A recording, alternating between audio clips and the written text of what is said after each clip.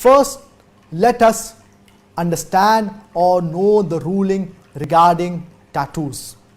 Our beloved Prophet Muhammad, peace be upon him, said, it's mentioned in Sahih Bukhari, hadith number 5937. لعن الله الواصلة والمستوصلة والواشمة والمستوشمة. Our beloved Prophet Muhammad, peace be upon him, said that Allah subhanahu wa ta'ala has cursed the woman who lengthens her hair artificially or has her hair lengthened. And Allah subhanahu wa ta'ala curses the woman who applies tattoos or gets herself tattooed. In another hadith, our beloved Prophet Muhammad, peace be upon him, said, and this hadith is mentioned in Sahih Bukhari as well, that our beloved Prophet Muhammad, peace be upon him, he prohibited al-washm, which refers to tattooing.